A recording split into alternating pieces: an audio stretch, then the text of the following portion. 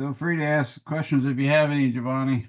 I'm waiting for everybody else. I'm actually just now going through my text messages. I saw some people contacting me. Yeah, I actually did have a question. So when is our face-to-face test? It's this week, but I'll give you basically, I'll open it up this week and you'll have until probably Wednesday of next week to get it done. Okay. So, And I also did have another question. So I did the first face-to-face test, just the original one you posted, right. and I was going through the grade book on Canvas and I didn't see it, and so I wanted to know if my grade still counts even though I didn't do the other ones you made because I was content with my first score. Gotcha. Let me double check. Is this Giovanni still? Yeah. Okay. I thought it was. I just wanted to make sure because I wasn't paying attention for a second there. Let me see what I got here. Hmm.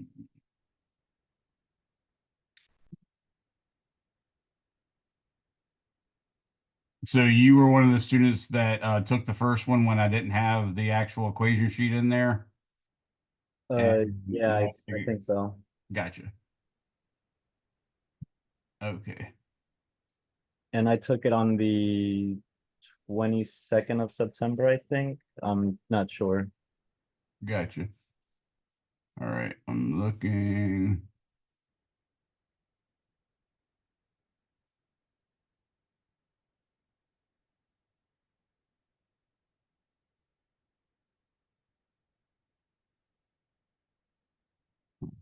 That's weird. Still looking.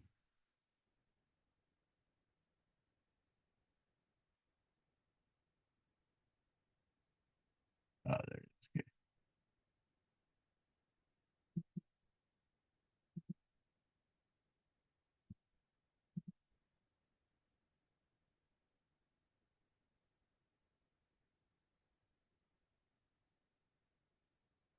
gotcha.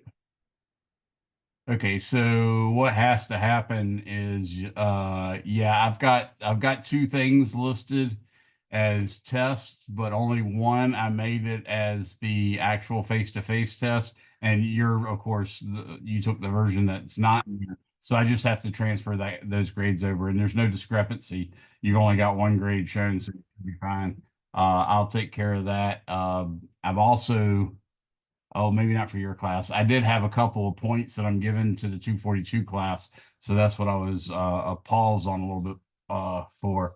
But yeah, I should have that updated in the next day or two. Basically, I'll have your test on there. If you don't see me change it by next class meeting, just let me know. All right, thank you. No problem. Anyone else have any questions?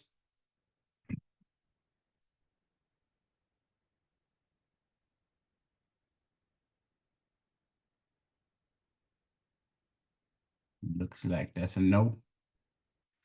All right. Well, we only got five of you in here right now. That's kind of a small number for what we're going for.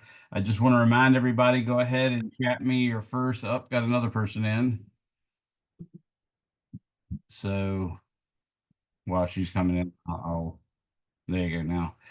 So everybody, please go ahead and chat me your first and last name. I'll have that as your roll attendance for today. Appreciate that. And I wanted to announce to everyone that our next face-to-face test, will open sometime this week. I might even open it tonight. I might open it Wednesday. Not really sure. The main thing is it'll be open by Wednesday, and you'll have up until Wednesday of the following week to get it done. So that is a face-to-face test that you're supposed to have proctored. If you have some ability to get it proctored, then there are ways that you can take it. But like I said, you don't have to necessarily get it proctored at TCC, but at any of the TCC campuses, they'll do it for free. So you can get it proctored there. You could also find someone that's not related to you, that's not a personal friend, but or a family member or family member by marriage.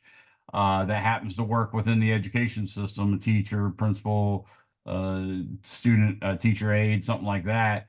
Those people often will be willing to proctor a test. And if that's something you want, then I just need to get a text message from them letting me know their name, their position, and their email address, their position at the facility they work at, their email address, and then I have to ask them a questionnaire. They have to respond to it, and then I give them the password so that they can administer your proctor test. And then, of course, if you still can't do that, the third option is you have to use a good sized mirror.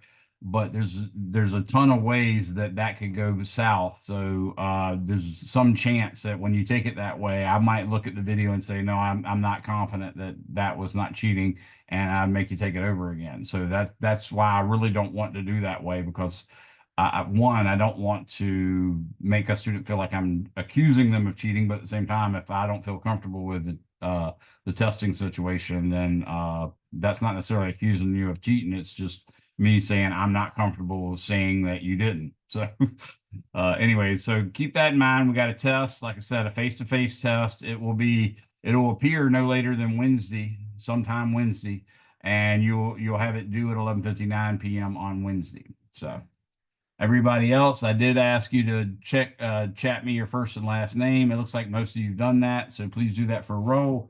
And we have essentially finished most of chapter 7, but there's a few examples I wanted to work to help you understand it. So I'm going to do those and then jump into chapter 8. Okay. Does anybody have any other questions before I get started? Okay. Well, let's get cracking. I'm going to go ahead and share my screen.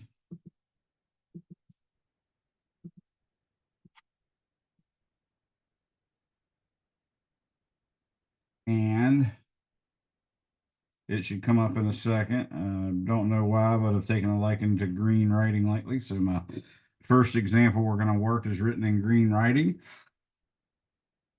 I am attempting to stay somewhat close to the book examples. So I'm even numbering them the same as the book examples, but I usually change the numbers or change the problem to some extent. So it's not a whole lot different, but it's a little bit different, mainly because I'm trying to avoid copyright violations, so I don't want to actually copy a problem literally. At the same time, I don't feel like I'm trying to violate copyright, so hopefully that's sufficient by me attempting to change it. But the first example we have here is how much work is required to speed up a 1,200 kilogram car from 44.7 miles per hour to 67.1 miles per hour. Now, I will tell you that I happen to know 44.7 miles per hour is 20 meters per second. 67.1 miles per hour is 30 meters per second. 26.5 is basically 60 miles per hour, that kind of thing. So I have some of those I just commit to memory, but that's what we're looking at right here. And I will tell you that in this type of problem, we are looking at what's called a work energy theorem problem. So work energy theorem.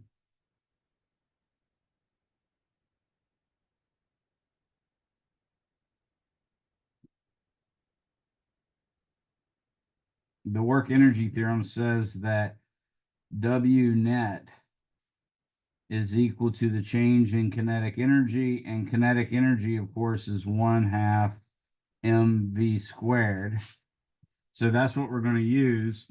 So how much work is required? I'm going to say W net equals 1/2 v final squared minus v initial squared. So I could actually write 1/2 mv final squared minus 1/2 mv initial squared.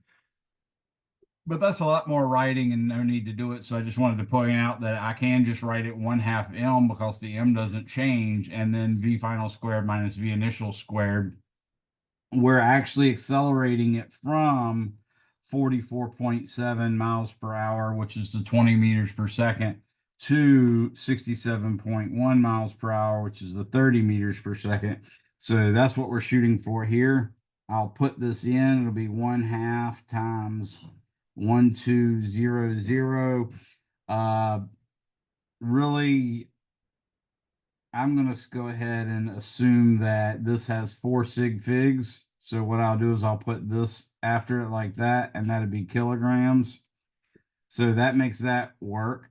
Now I'm going to put the 67.1 miles per hour, which is 30.0 meters per second squared, minus 44.7 miles per hour, which would be 20.0 meters per second squared, like that. And we can just compute that pretty straightforwardly.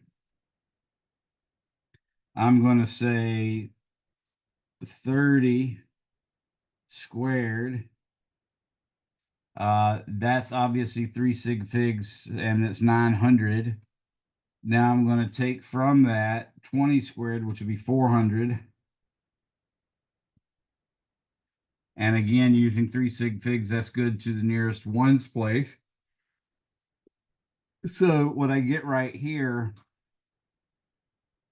is just 500 meters squared per second squared with 3 sig figs. So I'm going to multiply that by 1200 and times 0.5, which you can assume the 0.5 has an infinite number of decimal places. And what I get is 3.00 times 10 to the 1, 2, 3, 4, 5 times 10 to the 5th joules. Now notice what the units are. The units technically, let's say W net. I'm just going to take a second and look at the units so you understand. It's a kilogram times a meter per second quantity squared. So that's a kilogram meter squared per second squared, which is equal to a kilogram meter per second squared times a meter. Now this part you should recognize from F equals ma is just a Newton, and then a Newton times a meter is a joule. So that's actually how that works. Anybody have any questions on that one?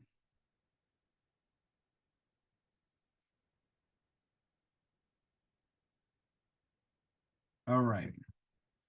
So that's a pretty straightforward example. Let me go ahead and steal this other example. I'm going to do this by putting a lasso around it and put it on this other page so we don't have to waste paper, or space, I should say. Now let's see if I can put it over here. Yes, I can. That's kind of nice. Sometimes it accidentally copies that little header, and that aggravates me, but it didn't do it this time, so yay us. All right, so example 7.9. Again, this one's somewhat like the book, but I'm trying not to violate copyright and all that good stuff. So it says a car traveling at 60 kilometers per hour can brake to a stop in a distance of 25 meters. If the car is going twice as fast, 120 kilometers per hour, what is its stopping distance? Assume the braking force is not dependent on the speed. So this one also makes me think of the work energy theorem. So I'm going to write down, whoa, Nelly, I'm going to write down some random stuff that the program's going to change into circles and ellipses. So solution, again, I'm going to say W net equals 1/2, or actually equals delta K, like that. And K, of course, is equal to 1/2 mv squared. So delta K should be 1/2 m v final squared minus v initial squared, like that. Now, if you're actually bringing it to a stop,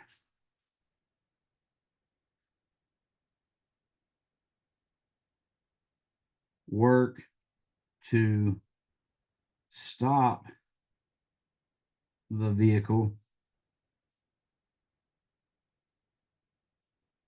implies 1/2 mv final squared is equal to 0. That means delta K is equal to negative 1/2 mv initial squared. And that implies from W net equals delta K, we're going to get the friction force times -1 times the braking distance is equal to negative 1/2 mv initial squared. Now, the reason I know that is the friction force, if we're basically basing it on what we've done with friction so far, and the extra hint that they gave us, assume that the braking force is not dependent on speed, then the force should be just like a mu static times normal force. And if you're on a horizontal ground, then the normal force is actually just the weight, which is m times g. And then the work would be m times g times d, and then times the cosine of the angle between them. The friction force is acting this way, and the d, the displacement, is that way. So the theta is actually 180 degrees. Therefore, we get the negative sign. So that's where the negative came from. That's how I got the F for the friction force and the D for the stopping distance. So I'll just write that in here. This is the friction force.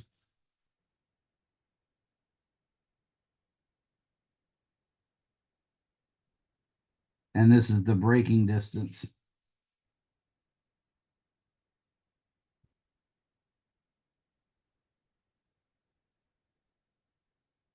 Now from that, you can see that we basically get F times D is equal to, in other words, canceling out the negatives, 1/2 mv initial squared. Or more specifically, you see that D is equal to 1/2 m over F times VI squared. Now, that means D is proportional to V squared, which means if you double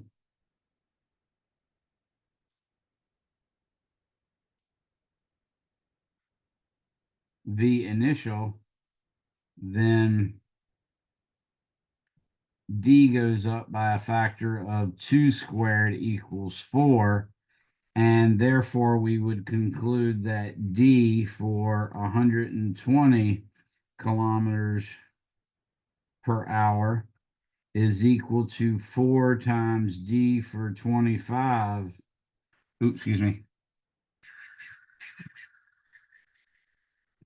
Yeah, D for not 25. Sorry about that.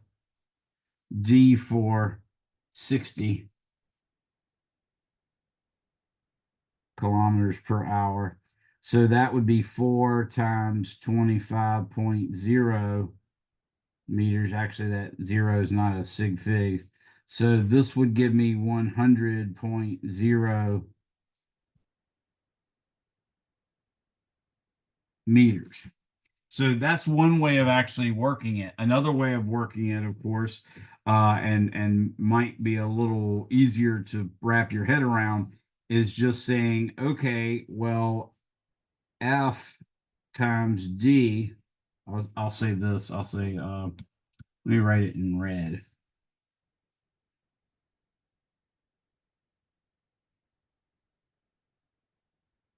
And now instead of that, I'm going to, oops.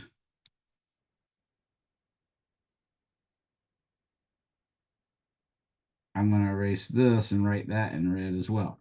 So alternative method would be using the same result we found that F times D is equal to 1/2 m V initial squared. So we can still use that. And with F times D equals 1/2 m V initial squared, now all we have to do is plug in the numbers we have, and that would give us F, which we don't know, 25.0 meters, which we do know, is equal to 1/2 m times. Now, I technically, if I wanted all the units to work out right and stuff like that, I would need to convert this to meters per second.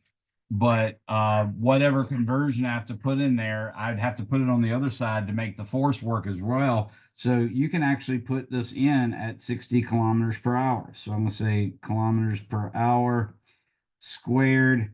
And from that, I can see that basically the force is going to be the same in both the 60 kilometer per hour case as well as the 120 kilometer case. So I can see that this is going to be let's say m over 2 times 60 squared over 25.0 meters, like that. So that actually works. We can just use that same force again for the other case. So now I'm going to say F equals F. That's going to bring me M over 2 times 120 squared over D is equal to M over 2 times 60 squared over 25.0. Again, that would be meters down there. But now you can see that clearly the M over 2 cancels out. The 60, it becomes 60 times 60 is basically 4 times, well, 60 times 60 is 3,600. So you could say 3,600 divided by 4 is 900. So that's 4 times 900. And then 120 is actually, no, I don't want it like that. I'm going to say 60 is 3,600. Okay. And 120 squared is 4 times 3,600. Again, I'm just know that if you actually took 120 squared, that gives me 14400. And now if you take that and divide it by 3,600, I get 4. So that's how I knew that. So now I can cancel out this 3,600 with that 3,600.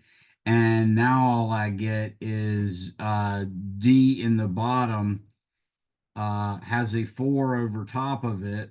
And on the right hand side, it's 25. So if I pull that 4 down there, it'd be multiplied by the 25. And I'd get, again, D equals 4 times 25.0 meters equals 100.0 meters. So that's the same answer in both cases. Anybody have any questions about that?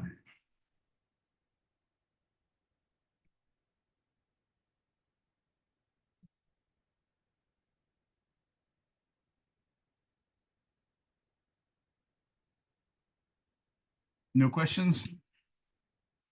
Okay, so that'll be really hard to see, but again, uh, I'll bring it into focus here.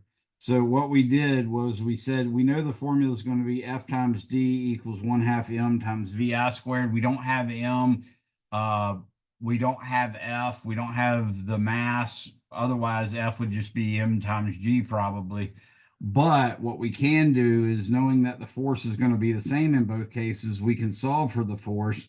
And that's what I did here is I said F times 25 is equal to 1/2 M times parentheses 60 squared, and realizing that would be exactly the same as writing F times D 120 is equal to 1/2 M times 120 kilometers per hour squared. And if I solve for F in both cases, then I'd get 1/2 M and then the velocity squared over D. So that's exactly what I have here, 1/2 M velocity squared over D. That technically was a meter there. And I can do the same thing with both of them. So I say M over 2 velocity squared over D m over 2 velocity squared over d, and that's how that worked out. So anybody have any questions on that one? All right, so that should be fairly straightforward. That was example 7.8, and example 7.9 was the second one we did. The last thing we have within this section anyways is the example 7.10. So let me see what that is. I'm going to erase all this because clearly that was the problem I just did, but I'll also erase this part. So I'm now going to say example 7-10.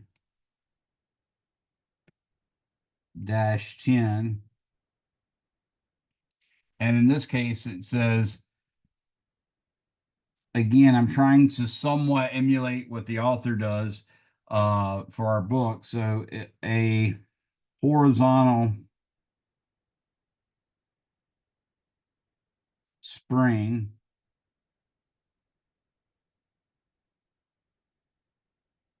has a spring constant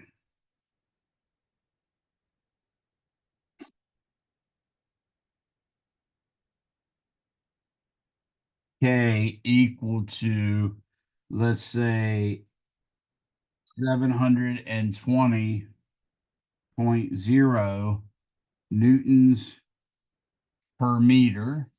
Sorry, I got a person just came in. So that's our spring constant. And we want A, how much work is required to compress it from a length x equals 0 to x equal 11. So work equals question mark for x equals 0. Your book was doing to 11 centimeters. I'm going to do it to 15. So from x equals 0 to, actually, let's say x equals 8.50. Actually, I'll leave that sig fig. So 8.50 centimeters. I'm going to say that's part A. Part B, it says if let's say 2.35 kilogram block is placed against the compressed spring,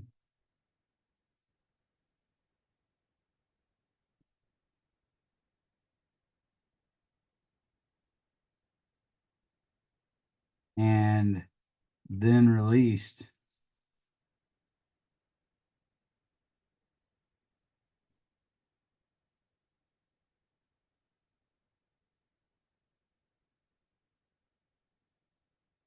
and then released, what will be the block's mass, block's velocity, or yeah, what will be the block's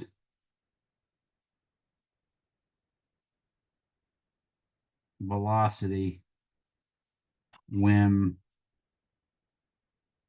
it is released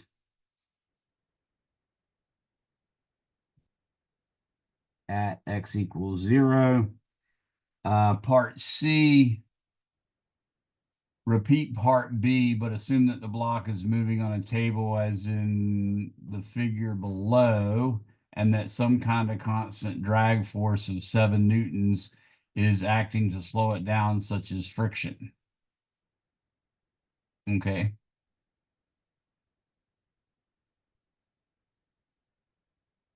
Okay. Repeat for a drag force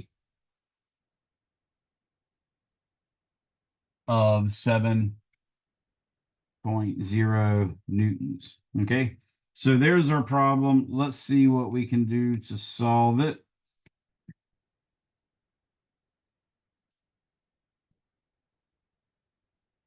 So this is a case where we could use the work energy theorem. So we could say W net is equal to the change in kinetic energy. And of course, kinetic energy is equal to 1/2 mv squared. That works great. We also are going to make use of the fact that the work done in compressing a spring a distance x is equal to 1/2 kx squared, like that. Okay, so let's start with part A.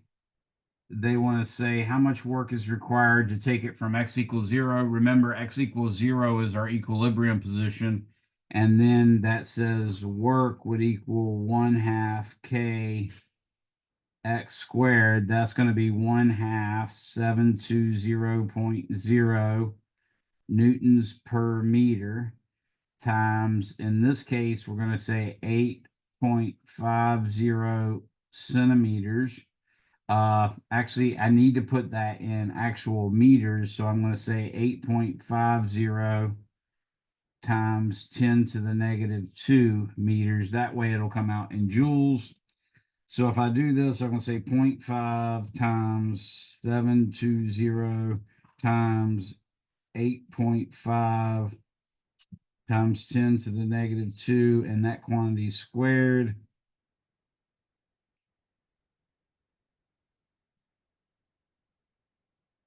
And hopefully that works right. Let me check this real quick. I want to make sure that it took my whole scientific notation as one number to be squared. So I'm going to try it again with parentheses 0.5 times 720 times parenthesis 8.5 times 10 to the negative 2, close parentheses, squared.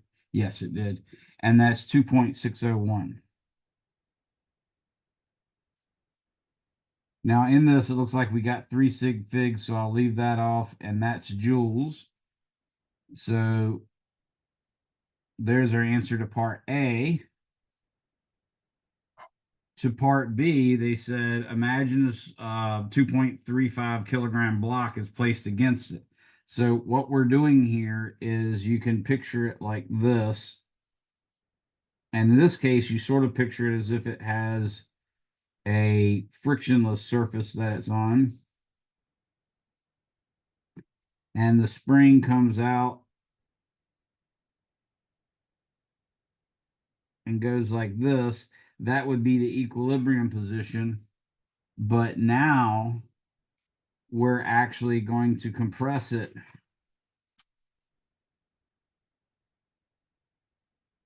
and then put a block in front of it right there. Okay, so you can see that's what's happened is it's been compressed a distance x, okay, which is 8.50 centimeters. And we're going to release it, and then what's going to happen is the kinetic energy is what all of the work is going to turn into. So the work is going to be pushing it to the left. And of course, once it gets to x equals 0, there's no more force on the spring. But in general, the mass of the spring will cause the spring to continue stretching a little bit, but that should be left behind by the block. And of course, the block is 2.35 kilograms. So first, we know that the work was equal to 2.601 joules. That's extra. But we're also going to say that's equal to the kinetic energy of the block when it first takes off. Okay.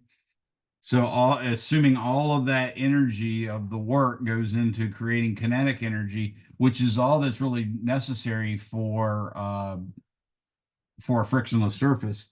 So now I'm going to go ahead and say 2.601 joules is equal to 1/2 times 2.35 kilograms times v squared. So that's going to get me v is equal to 2 times 2.601. Oops, that should be joules,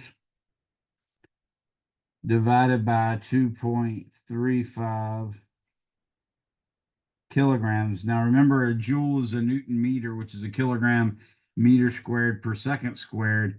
So when I actually take and divide a kilogram meter squared per second squared by a kilogram, I just get meters squared per second squared. And then when I take the square root of that, I just get meters per second. And that's what we want. So 2 times 2.601 divided by 2.35. That's 2.2136. Now I'm going to take the square root of that. And that gives me 1.48 78 meters per second. Now I did have 3 sig figs in there, so this guy and this guy are not sig figs, but that should be the velocity that it has. Anybody have any questions on that?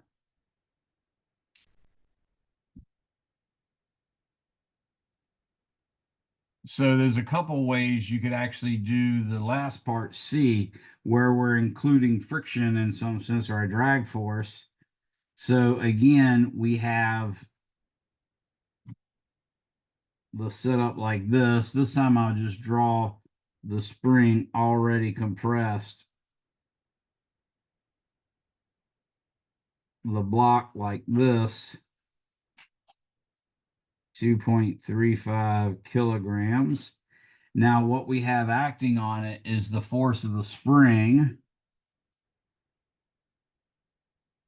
So I'm going to say we have acting on it F spring, but we also have acting on it. No, I don't want to use that symbol. I want to use the regular F with a drag, and that one actually equals the 7.0 newtons, like that. And we also have, of course, the weight, M times G, acting downward, and the normal force, Fn, acting upward. Those are all the forces on it. But we could basically figure out what acceleration has to happen between x equals where it is now to the equilibrium spot. And then, just knowing what the final velocity would be if it had no friction, that would allow us to calculate an acceleration. But then we'd have to go back and say, well, what would it be if the force was different instead of the just the force of the spring? So doing it with a force way, it could get quite complicated because you'd have to work it without knowing that acceleration, and then figure out the acceleration and stuff like that. What I think I'm going to do is I'm going to recognize that the work from the spring is going to go into adding kinetic energy and work against friction. So I'm going to say W, actually, let's put it in blue like we were doing before. So I'm going to say W from the compressed spring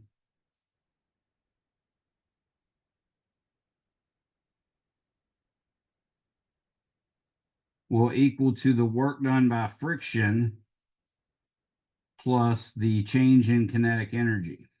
Okay. Now, what I'm going to do is just treat the work done by friction as if it's a positive quantity.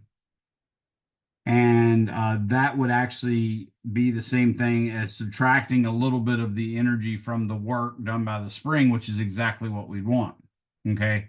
So doing that, I can now say by compressing the spring, we got 2.601 joules. And then the friction force is actually going to be the 7.0 newtons times, now it'll be 8.50 times 10 to the negative 2 meters.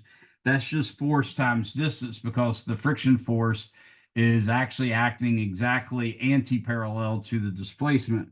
And that would normally give you an angle of 180 and minus, but by putting it on the other side, I can call it plus. And then I'm going to say plus 1/2 2.3 5 kilograms times V final squared. Now I have the ability to actually find out what V final is. I'm going to take 2.601. First off, I'm going to take 7.0 and multiply it by 8.5 times 10 to the negative 2. And that gives me 2.601 joules on this side is equal to 0.595 joules on that side plus 1.175 kilograms times V final squared like that. That tells me that V final should be equal to 2.601 joules minus 0.595 joules. All of that divided by 1.175 kilograms, and then take the square root of the whole thing. So 2.601 minus the 0.595. And now I'm going to divide that by, I'll go ahead and write it in here. This is 2.006 joules over 1.175 kilograms.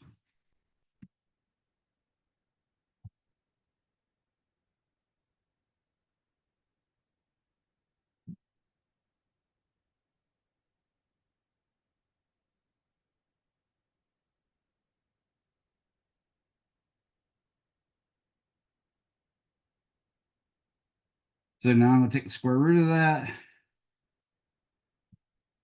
and that gives me 1.306, actually 307 meters per second equals the final velocity. And of course, that's one extra sig fig. So that's my final answer. Anybody have any questions on that one? All right, so all of this is an attempt to get you ready to do specifically conservation of energy problems. We've done the work, and work is what we're gonna use to make sense of potential energy, because it turns out that potential energy can be defined only if there's a certain kind of force. The type of force that allows a scalar potential energy function is something called a conservative force, and for obvious reasons, because that means energy is conserved in those situations. Now, there's this cool mathematical principle that comes out from all of this. I'll sort of roughly outline it for you, and we'll investigate it again later in the second semester, the 242 course. But as far as right now goes, we're just going to point out that we're going to now make use of this work formula, work equals the integral of F dot dl, to find other potential energies, and then ultimately go on to chapter 8. So let us go on to chapter 8.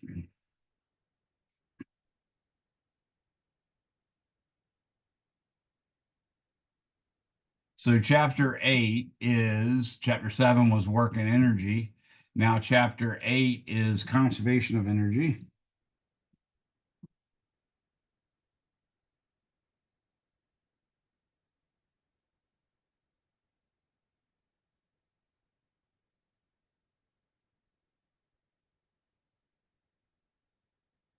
So conservation of energy is what this chapter is about. And there's a lot of different ways you can actually do conservation of energy, but I want to start off by telling you something we've discovered that's super valuable. So if a certain force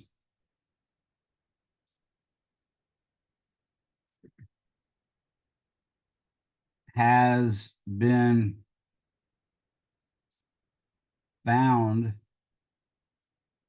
to be accurately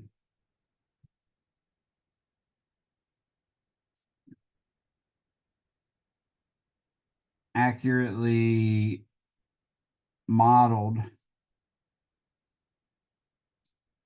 by a scalar potential energy,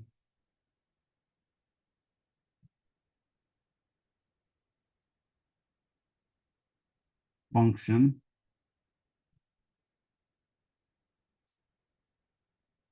u of x, y, z,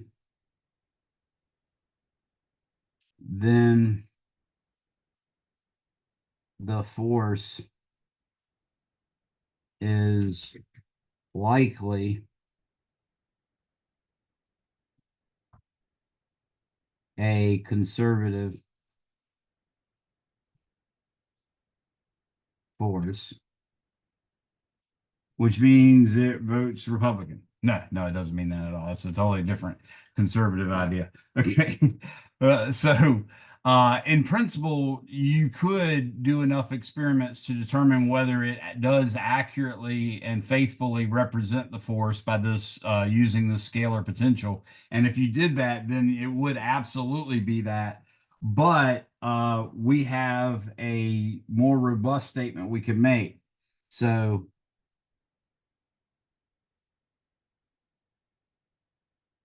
if any one of the comments below are true, then all are true. So this is that fancy mathematical thing that I was telling you about. So one,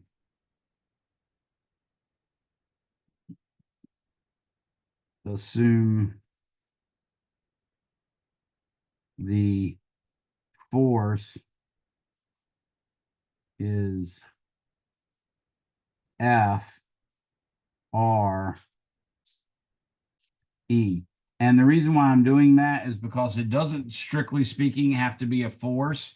It could be any field that behaves like a force. And what we're going to learn in the second semester, and sort of what you already learned now when we computed lowercase g in the gravity chapter, that was one way where we could imagine that a chunk of mass creates an aura around it, and that aura is the gravitational field, which we'll call little g.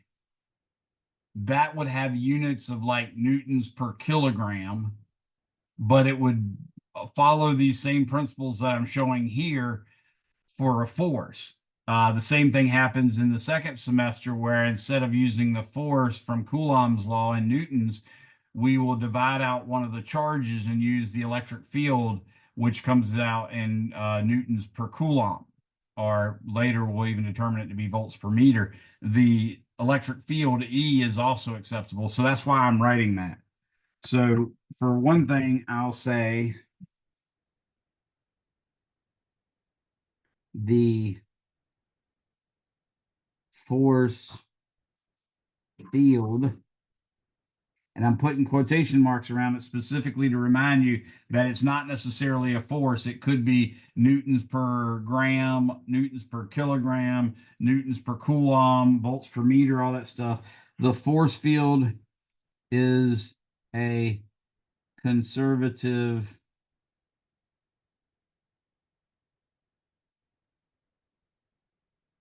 force or field. So you could actually just call it its conservative field and leave the word force off, and that will work fine. So that's one statement. Another statement is the curl of F is identically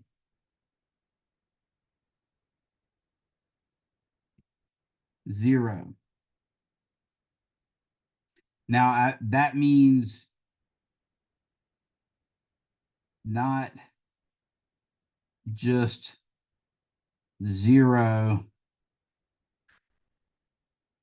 for a specific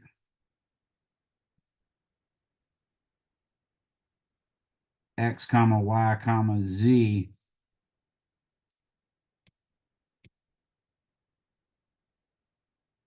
but for all x comma y comma z.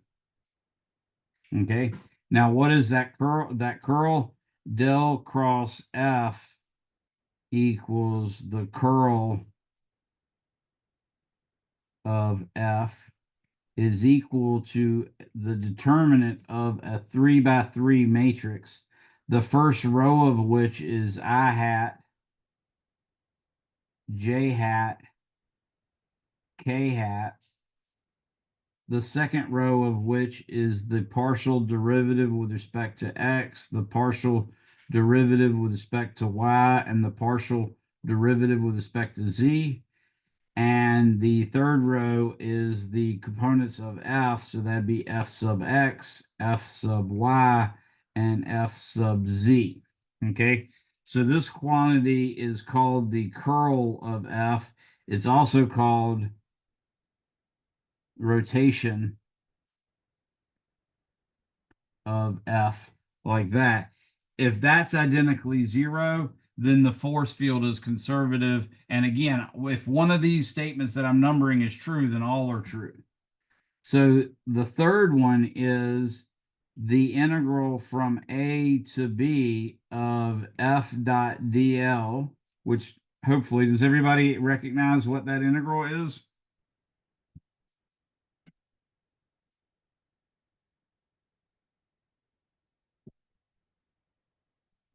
Anyone? So you should recognize that as the work. That's our formula for work. So if we actually were to calculate the work done from point A to point B as the integral of F dot dl, what we'd get is some function evaluated at B minus some function evaluated at A. Okay. That is independent. Oops.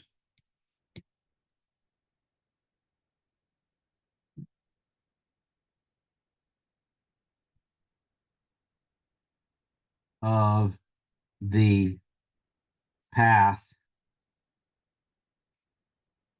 followed. So what that means is whenever you calculate work with a conservative force, then you don't necessarily have to do uh, figure out exactly what path that the object's following in. You don't have to make equations for that exact path or anything like that. You can make up any path that you find convenient and then follow that path, because this tells you that the answer is going to be the same no matter what path you travel. Okay, so that's kind of a big deal. For a closed integral of F dot dl. Now, this is a mathematical thing that is occasionally shown in physics and engineering. Specifically, it's an integral with a circle on it. An integral on with a circle on it basically means that you're only allowed to apply this formula to calculate, in this case, work, but that's only in the case of you following a closed path. So you have to start at some point, let's call it Q, and then you do all sorts of crazy stuff that you want to, is fine. But at the end, you got to learn, end up back at Q. If you do such a closed path, no matter how complex it is, then it will always equal zero. Okay, you can see that that's a special example of number 3 above, because if number 3 was from A to A, you'd get U of A minus U of A, which is clearly zero. But that's kind of nice in that we have that all by itself. Number 5 is an even cooler one, and it's got some neat mathematical symbols. So I'll immediately write up, down, upside down, and backwards E. That upside down and backwards E means there exists a scalar potential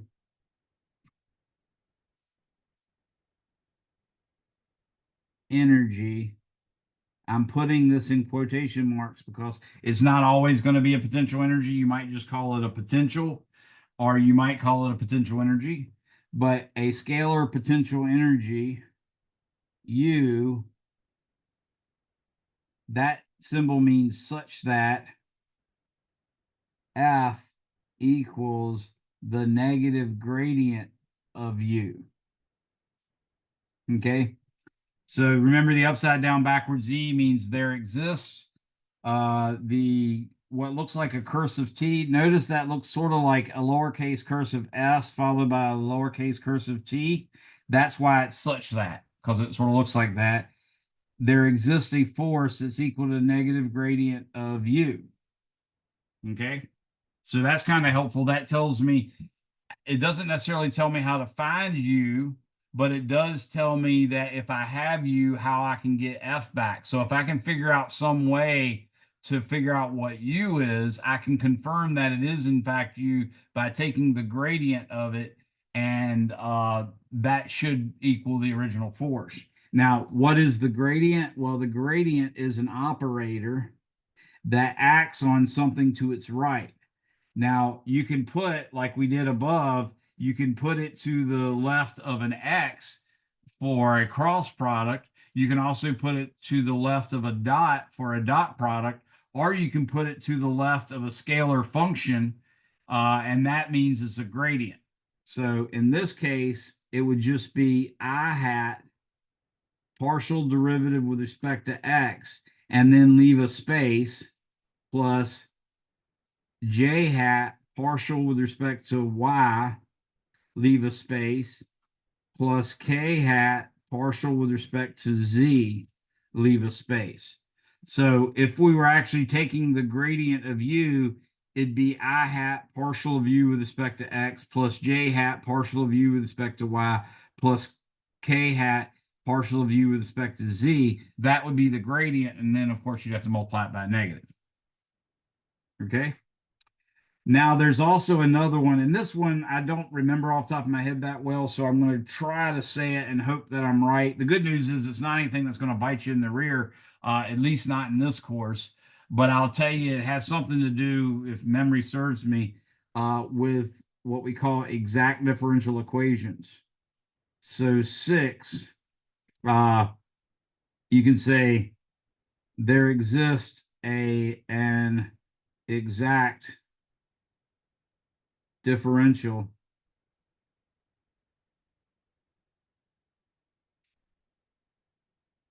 du such that du is equal to the partial of u with respect to x dx plus the partial of u with respect to y dy.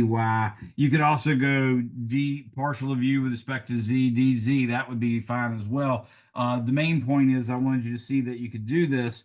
If you've had differential equations, you might have seen equations that look like 2x squared y dx plus 3xy dy equals 0. And the test is you take the polynomial in front of the dx, and since it's in front of the dx, you assume that it's exact, in which case the 4x squared y that's in front of the dx is supposed to represent du over dx. So if you now take a derivative of it with respect to y, you're going to get basically the result of the second derivative of u with respect to x with respect to y.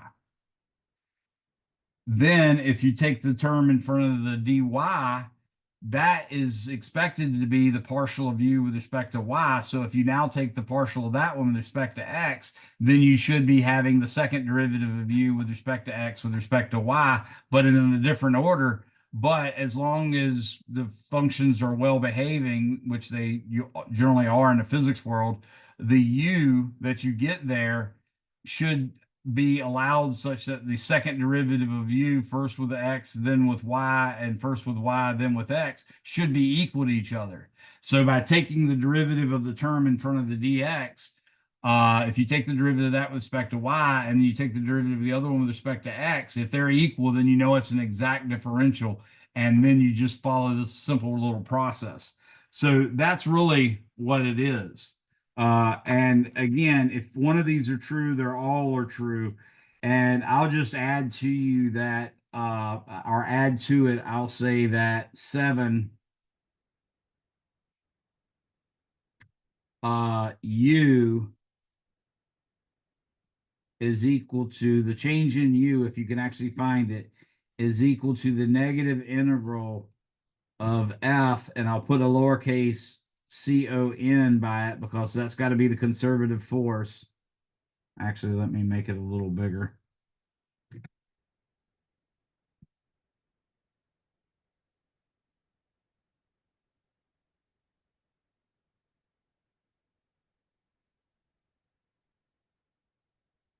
So it turns out that we can find the change in the function u by computing the negative of the work done by the conservative force. So if you're trying to calculate the change in potential energy done by another force, then that could just be equal to the work done.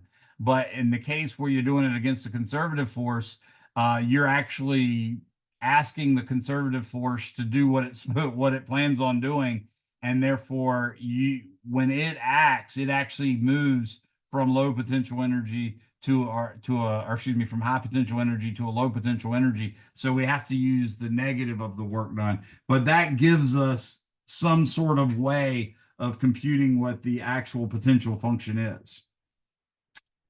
So let's use that and this idea to go a little further. So we know near the Earth's surface,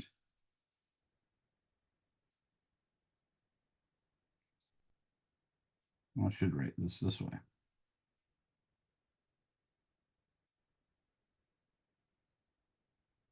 So near the Earth's surface, this means R is approximately equal to the radius of the Earth. In other words, you don't have the R is the distance from the center of the Earth to the person on the surface of the Earth. If it's, 2 times the radius of the Earth, or 3 times the radius of the Earth, or even a half a times the radius of the Earth, this might not be acceptable. So near the Earth surface, F is equal to negative mg. And let's assume that we're going to point the y-axis in the up direction. So I'll just say J hat. That's my force. Okay. Now we, darn it. Darn it.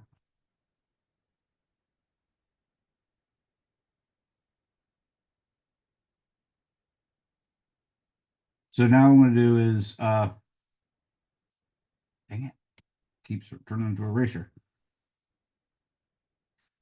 Let's try calculating the work done by gravity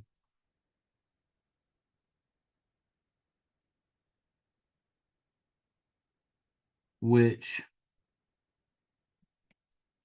we assume is a conservative force.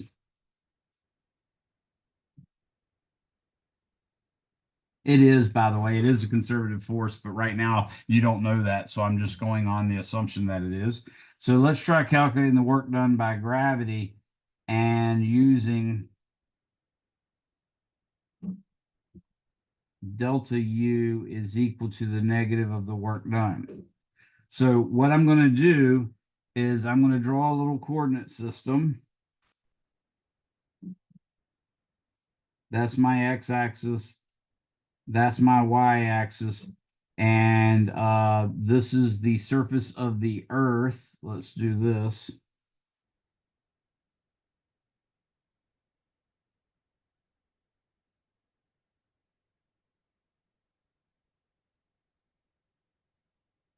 And what I'm going to do is I'm going to put a little box here, and that box is going to have a mass M. What that means, of course, is we're going to have a force in the upward direction. That force is going to be called the normal force right now, but later it's actually going to be the force that a person is applying to it. and this force is M times G, and it points downward. That's our gravitational force. Okay. Now, what I want to calculate is the work done by gravity in moving it from y equals 0 to y. Now we calculate the work done by that gravity force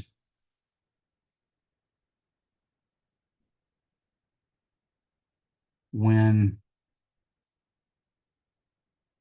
it is moved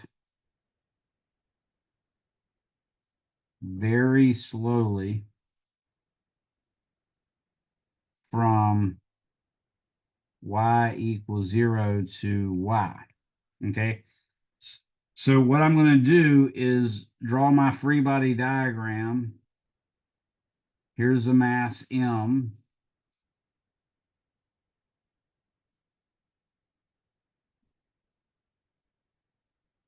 Here's the force F. And here's the force mg downward. Okay.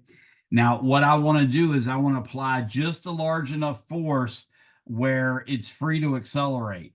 If I add any more force, though, I'm going to start accelerating it. And then using our work energy theorem, I'm going to have to account for a change in kinetic energy. I don't want to give it kinetic energy. I want to sort of just put enough force on it where a random molecule could fly by and hit it on the bottom and it would move up a little bit. And then again, a little time later, another molecule might come by and move it up a little bit more. And I'll keep doing that slowly but surely until I get finally up to a height y. So in doing that, basically the force I'm going to apply is exactly equal in magnitude to mg. So now I'm going to say work is equal to the integral of f dot dl. And remember, we're ultimately going to take the work is equal to the change of potential energy is equal to the negative of the work done. But right now, what I'm going to say is I'm going to apply a force in the upward direction. And that force has a magnitude mg. And of course, it points in the j hat direction. And then I'm going to dot that with, I'm moving it upwards in the y direction. So I'm going to say dy j hat, and I'll let the limit of integration define which direction I'm going, and I'm going to go from y equals 0 to y. When I do that, what I get is mg is a constant, so it's going to be mg out in front of the integral, y equals 0 to g to y, and then it's going to be the integral of dy, and then it's j hat dot j hat. Now, the dot product, like the cross product, is a linear operator. So that's why I was allowed to do what I just did. Basically, what a linear operator means is if you had a scalar times a vector plus another scalar times another vector, and you let a linear operator act on that, then the linear operator will take the scalar out in front and just act on the first vector plus put the scalar out in front and then act on the second vector. That's what we're doing here. And j hat dot j hat is 1. And ultimately, I get m g y as the work done. Okay.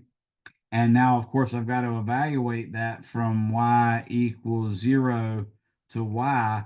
So that's equal to m times g times y. Now, work, our delta U, which equals U final minus U initial, and you're allowed to call the potential energy 0 anywhere you want. I'm going to choose the 0 at y equals 0. So we could say y equals 0 is this case. but that's equal to the negative of the work done. So what we found was, in this case, actually, oopsie. Remember I said it's supposed to be the negative of the work done by gravity or by the conservative force. I forgot to change the sign here. The mgj hat should actually point in the negative direction because that's the direction of the force. So let me fix that real quick. Everybody see what I'm doing?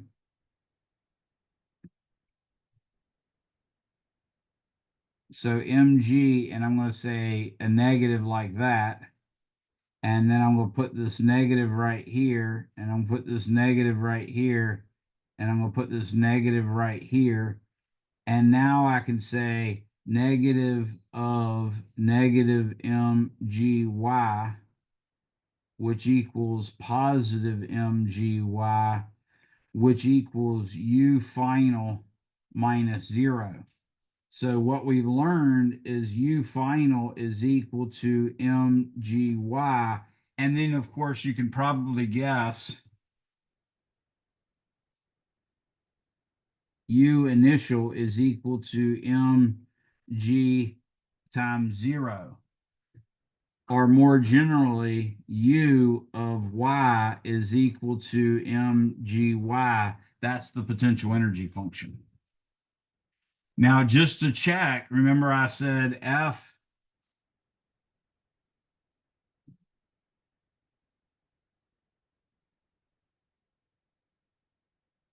I claimed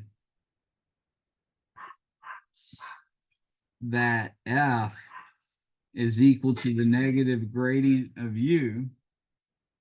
So let's do that. F is equal to the negative. In this case, we only have a Y, so I don't need to do any more than that. I'm going to say J hat, partial derivative with respect to Y of MGY.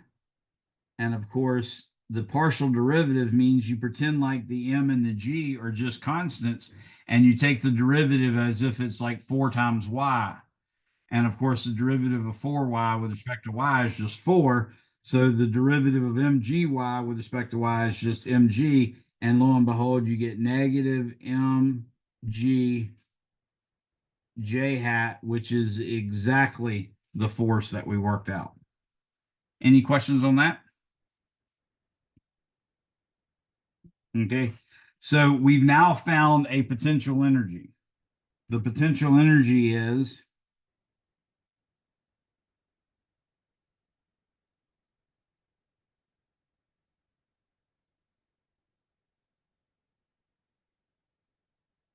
now the important thing to remember with this is yes, it's MGY, but you can call the Y 0 anywhere you want. Okay. So for instance, if you're talking about a train car or a roller coaster car on a roller coaster track, then you can take the lowest point on the roller coaster and call that Y equals 0. Or you could take the lowest uh, height of ground anywhere around that roller coaster, say, and call that Y equals 0, so that even at the lowest point on the roller coaster, the Y would not be 0. That's perfectly fine. It turns out that when you're working with potential energies, it's almost always the difference or the change in potential energy that matters, not the actual potential energy. Okay. So we now have one function, potential energy is equal to mgy. We have another one, of course, potential energy U is equal to 1/2 kx squared. So in that case, you can picture the spring as having a potential energy function whenever it's compressed from its equilibrium position, x equals 0, to some distance x, or when it's stretched from x equals 0 to some distance x, then it's 1/2 kx squared. Okay. Now, what is conservation of energy? Conservation of mechanical energy can be implemented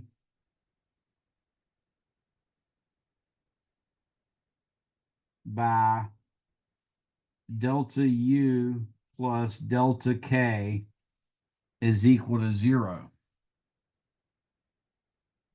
But with that one, I'll say, but if you use this version, then you cannot consider someone putting work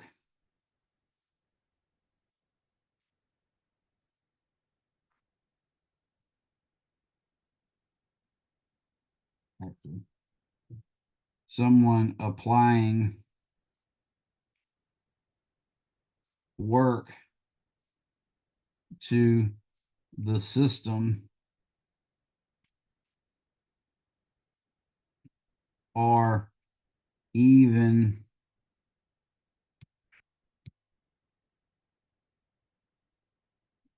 allow for a dissipative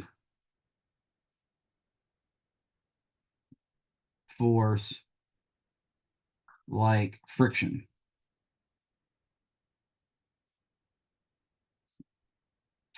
So if you actually wanted to take into account maybe, let's say you had a kid on a sled at the top of a mountain and dad's going to push the child to get them started. Well, the dad pushing the child is putting work into the system.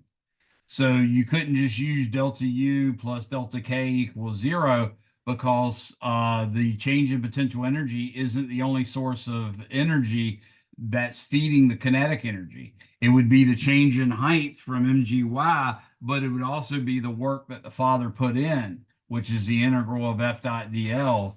Uh, Not only that, you couldn't take into account any kind of friction that might be on the hill because that's work equals the integral of F dot dl. In fact, that's the very antithesis of a conservative force is when you're dealing with something like friction or air resistance, where basically, if you think about it, the friction acts when you're pushing it to the right, but also when you're pushing it to the left. Whereas a conservative force would be more like, okay, if I'm pushing it to the right, then the conservative force is helping me, but then when I push to the left, the conservative force is fighting me, or vice versa works. So what I've found over the years is I like to use this. I choose to use what I say is U initial plus K initial plus work in is equal to U final plus K final plus work out plus E loss. Now, to be honest with you, work out, work in, and E loss, they're just fundamental work places. And not only that, I only put 2 on the others on the right hand side and only 1 on the left hand side. But in reality, that work in could have multiple terms.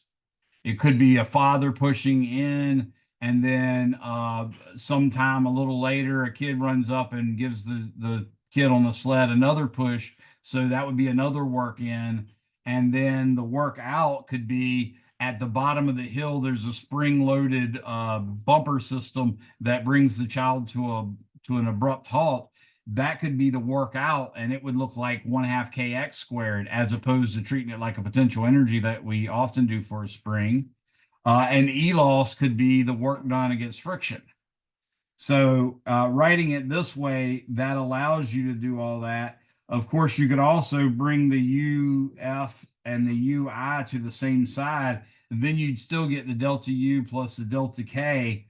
But in that case, you'd say delta U plus delta K plus work out plus E loss minus work in, that would work as well.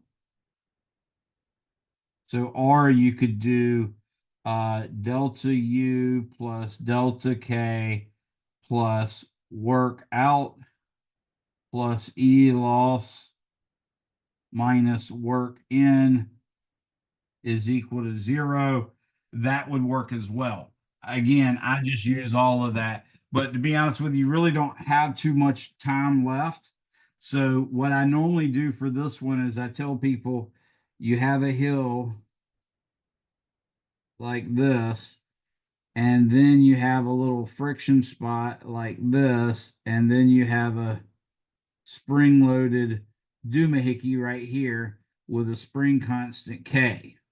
Okay, so you could have this person on a sled sitting right there. You could have a father pushing them with some force through a distance D, and all this would go into work in, and this friction surface could go into E loss, and then the U potential, U final would be equal to 0, but the U initial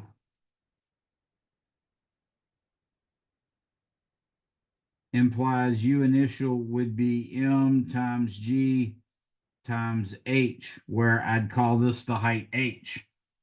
So that would be the UI.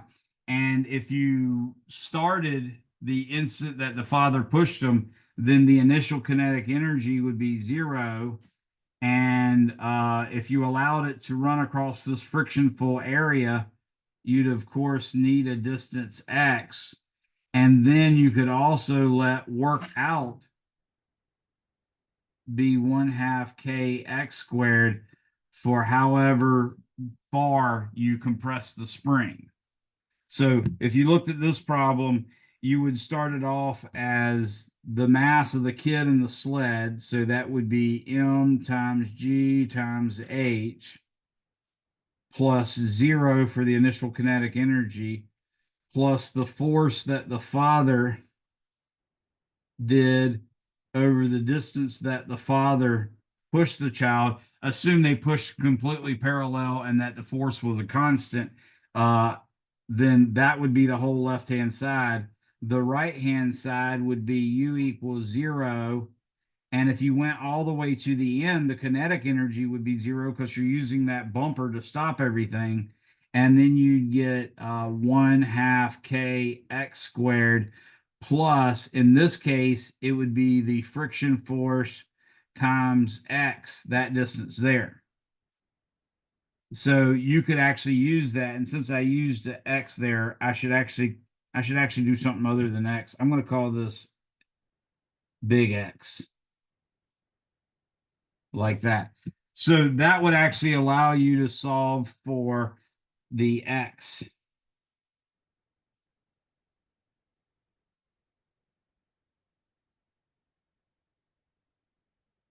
And that's assuming we know M, G, H, F father,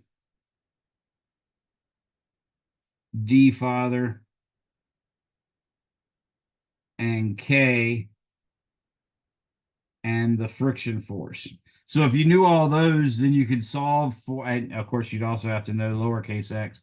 But if you used all those, then you could solve for x, and that would give you a problem you could actually solve with conservation of energy. So believe it or not, I've given you all the tools necessary to start solving problems in Chapter 8. It's just a matter of you need some experience seeing them. You can look on my YouTube channel for conservation of energy. Just do conservation. Just do the word conservation. That should probably be enough. And it'll show you me solving some problems. or you can just look at the book examples. But that's basically it. You guys are free to go. Make sure you chat me your first and last name if you have not done so already. Other than that, you guys are free to go. And I'll wait here for the last person to leave in case anybody has any questions.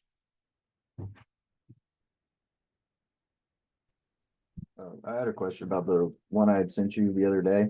Yeah, I still have not got a chance to look at that. I was just remembering that when you came in and you were talking about how would let me see. Ah, here it is. Oh no, that's a different one.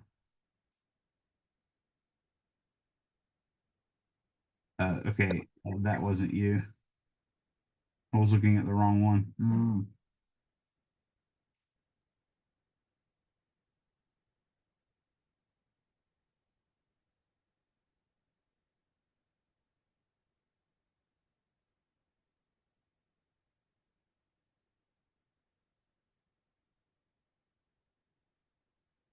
That's not it. That's not it. Crap. Yeah, I haven't had a chance to look at that yet.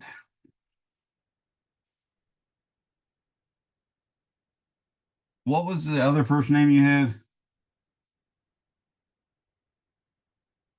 Dylan? Jasper. Jack, that's it.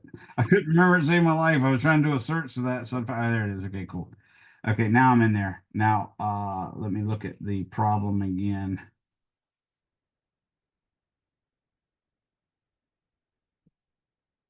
Okay. So the question you asked me about is the 600 kilogram car is going over a curve with a radius of 1.2 120 meters that is banked at an angle of 25 degrees with a speed of 30 meters per second. The coefficient of friction of static friction between the car and the road is 0.3. What is the normal force exerted by the road on the car? And you said you had worked mg cosine theta, and that didn't work. And I agreed with you. Mg cosine theta did give me the 5330 like you had, but I can't for the life of me figure out what they did. Now, I do know that normally what you end up doing is you end up dividing the normal for or the weight by cosine of the angle. I think that turns out to be it, if I remember correctly. If you look at the actual inclined plane problems where they actually did tilt an incline and put a friction force on it, it would be the m times g over cosine. What was the angle? 25 degrees. So let's look at that. The m was 600 times 9.8. And then I'm going to divide that by cosine 25 degrees. That gave me no figure that's on here. It would have gave me like 600 or 6,487. That's what Yeah, I tried that too, and I didn't get all the numbers I got weren't on there. So really. yeah, because I even tried looking up other things and other things that were suggested, and nothing gave me a number that was on there. So I was kind of lost. Gotcha. Let me look at something real quick. I'm going to go to a different chapter. I'm going to go to the chapter on chapter 5, drag forces.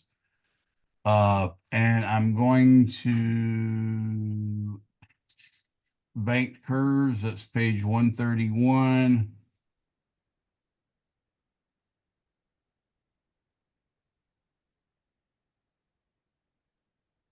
In that case, oh, that was a flat curve. So I'm looking for the banked curve. Yeah.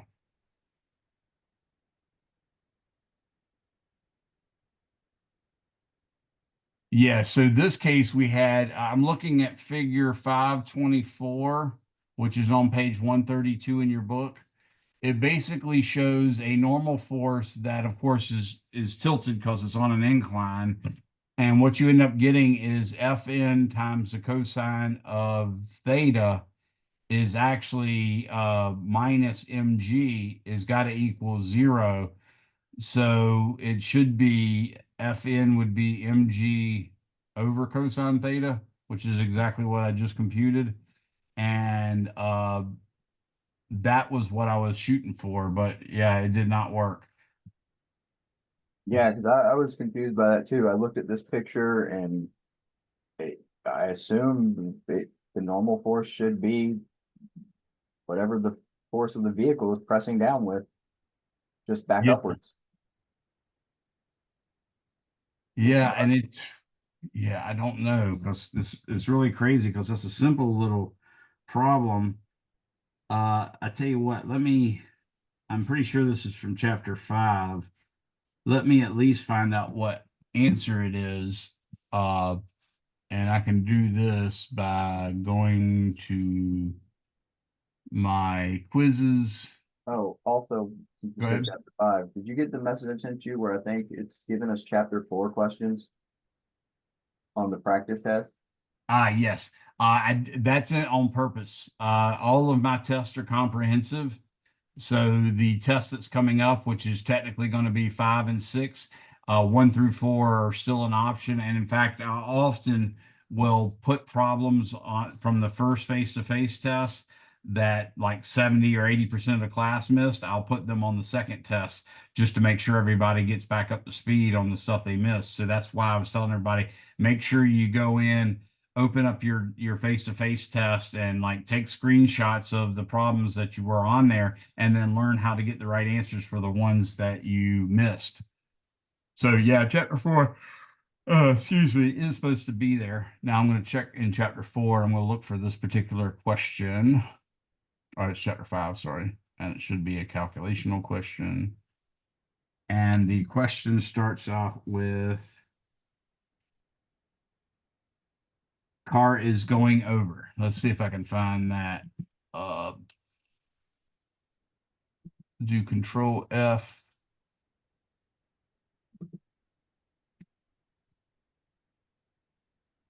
Say car is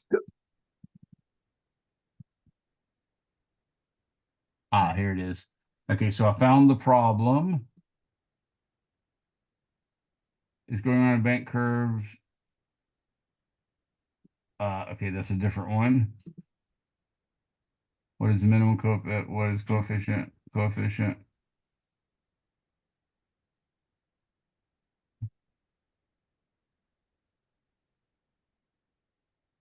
What is minimum coefficient? Coefficient static friction. Coefficient static friction. Looks like I only got 4. Car is going.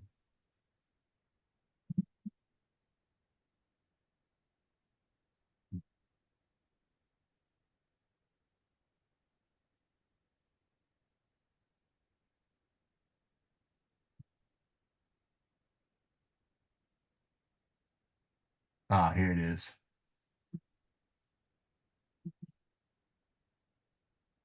Yeah, it says it's 1,590 newtons. Huh. That's way lower than anything I got. Yeah, that doesn't make much sense to me. Let's see. It was 600 kilograms.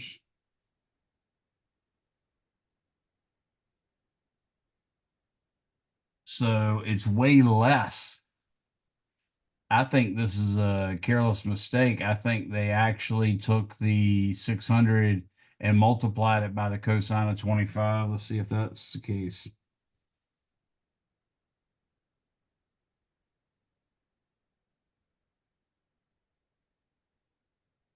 Nope, that's not it. Hmm.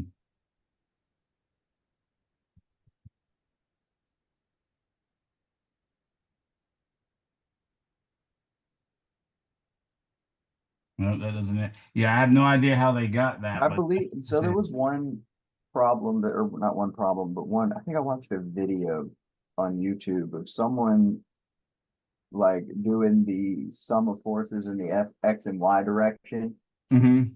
basically solving them uh as formulas, and then having like the normal force I think it was for the y direction. It said normal force equals mg over cosine theta minus the coefficient of friction times sine theta.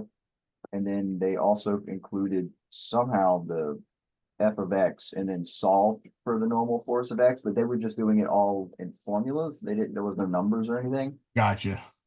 I don't Yeah, know if I've that's worked that possible. out before. I'll see if I can try to do that with this one and see if I get 1590 and I'll update you.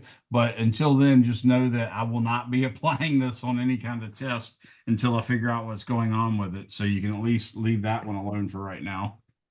Okay. Sorry about that, Dylan. Yeah, I got to figure out what's going on with it. Like I said, I looked at it a couple times. I completely forgot it because I looked at it a lot on Thursday night, and I looked at it again Friday, and I did a little bit more Saturday, but I hadn't touched it since then. And I don't know what's going on with it, but it might be like you said, it might be where you work out the full problem. Uh, I'll try to give that a try, but it's basically like you'd see on page 132, working out that in terms of thetas and everything. Uh-huh. And there is a way you can solve for the normal force. Maybe that's what it is. And see, that's what I was wondering why they would give you the coefficient of friction and all that, and why that would apply if normally the normal force is just like what's going down. Right, right. So I So wasn't sure if it was one of those problems where they give you too much information to try and trick you and make you think it's more complicated than it is. they do that on occasion. I'll completely agree with you on that. Oh But yeah. yeah, I don't know with this one. I think it might be they gave you all that information because they want you to work out the gory details. I'll try to work on it tonight. And as soon as I figure out something, I'll let you know. Okay. All right. Sorry about that, Dylan. All good. Sounds good. Uh, Thank you. You too. Have a good one. You're welcome. Tracy, Mark, y'all have any questions? Yes, are all the homework assignments, are those all due on the 30th? Uh, the 30th of November or No, there's October? like a ton due on the 30th of in like a day or two. Gotcha. Okay, so right now we have only covered chapter 7. So nothing, we started into chapter 8, but that can't be due. So nothing beyond 8 is possible to be due. So don't worry about anything's being due if it's chapter 8 or later. If it's chapter 7, it actually might be due. Let me double check what that is. Chapter Because 7. it says the Pearson homework is all due Thursday, October 31st, all through chapter 15. Yeah, that's definitely not it. And remember what I also told you guys, do not trust the dates on Canvas because it basically just sort of sneezes a date in there and it doesn't even necessarily update it. In fact, they told me specifically never put a date on the Canvas side for the homeworks. If you want to know what the dates are, go into Pearson and look at it. Right now, what it says is chapter 7, which we just finished, is due 10/29. I'm going to switch that to 11/3. Yeah, but there's a ton due on the 30th if you click the 30th, or is it the 30th or the 31st? I can't remember. Yeah, I just don't want to get too behind on them if they are all due on that day. no, okay, I see what there is 4 homeworks that are extra credit that are due on 10/31, but they're purely extra Yeah. credit. That's chapters 12, 13, and let's see if there's any more of those. That was it. But then you have chapter 10, which we haven't covered, so you can ignore that. Chapter 11, you can ignore. Yeah, I see. Yeah, all those are it. But we haven't covered them, so you know they're not due. Okay, I just don't want them to get marked late or anything. Yeah, just remember you can't do any chapter. I mean, you can start it as soon as I start the chapter, but until I tell you we're done with it, then obviously the homework's not going to be due. I did just move the chapter 7 homework to 11/3, and the chapter 8 homework is currently set to 11/3, but I'm going to at least push that back to like 11/5. So don't worry too Okay. much about that. Okay. Okay, thank you. All right. Sorry about that. Have a good one. You too, thanks. You're welcome. Hi, Professor. Mark, you Yes. there? Yes, can you hear me? Yeah, what's going on, Mark? So we never done chapter 13 and 14, right? Like on Pearson, they say there's a chapter 13 and 14 homework. So Yeah, what you is never it? did that, but that's something I made available in case anybody wanted to do it for extra credit. But yeah, we absolutely did not cover that in your class. Okay, and the chapter 19 homework. I thought it was gonna be due today, but turned out the due date was yesterday. And I was just wondering, like, did you change it? Because No, that was just a mistake, probably. I'll fix it right now. yeah, Thank you because for I letting me know. I can't really do the chapter 19 homework now because of it. And you said it's chapter 19. We're still in 19, aren't we? If I remember correctly. I'm not sure anymore. Yeah. I got to remember what 19 is. It's the one with the series sockets and finding amperage or something like that. Okay, yeah, I think we just finished that, so that shouldn't be, but let me go ahead and change the date. I'm going to change the 19th, the chapter 19 homework. It's now listed as the 27th. I'm going to Mhm. put it on the 29th, and I might change that later. Actually, I'll put it on the 30th because you're in Tuesday, Thursday class. So Yes. I now have it due on the 30th. I think that's fine. But I'll readjust that when we get to class on Tuesday if I think it needs more. Okay. Okay, and I do have some questions on the chapter 19 homework. Okay.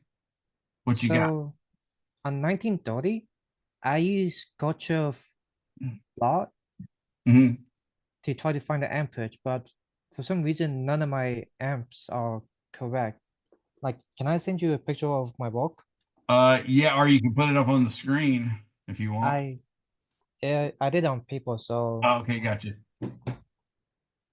Yeah, I think you'll have to text it to me though, because I don't think it'll allow you to send pictures through the chat. I'm sending you a text soon. Um, just need to find your, there it is.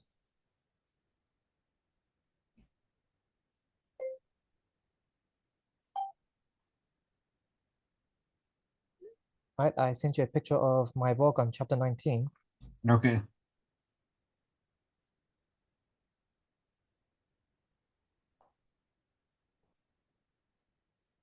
Okay, I just got it. Oh, wait, and the problem is 1930. Okay, so you have that, and you're doing the outer loop first, and Uh-huh. you said that is 58. Minus 25 I2 minus 3. So you're going clockwise around the outer loop, is that right? Yes. Okay, and you're saying I1 is going to the right, I2 is going to the right in the top, and I3 is going down in the middle? Yes. Okay, so going the direction of I2, that should be minus 25 I2, minus 3.0, that looks good. Minus 110 I2, that looks good. Minus 82 I1, that looks good. Okay, minus 120 I1, that looks good, equals 0. So I agree with that on the out. Now the Mhm. left, you did the left circle and you went, did you go clockwise again? Yeah, looks like Yes. minus Mhm. 68, minus 64, minus 82, minus 120 I1. Yep, that looks good. And then you said I3. Is equal to I2 plus I1, which is Kirchhoff junction rule. Yes, Mhm. but it should be I1 is equal to I2 plus I3. I1 is equal Because to notice I2. you've got I1 is the only one coming into the junction, Yes. and I2 and I3 are going out. So they have to be on the opposite sides of the equal from I1. Oh, so it'll be I1 equal to I3 plus I2. Yes. Okay, that Everything might else be looks good. So that's probably what's going on with it. okay. I figured that out later. Yeah. Yeah, And but looks from like you're doing everything right, so that's good. That's the hard part. plus I2. And I got another question for Okay.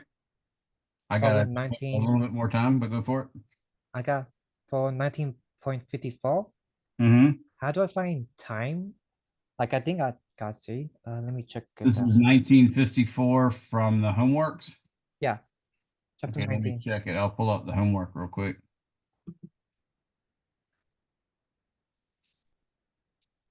Ah, okay, this one. I got you.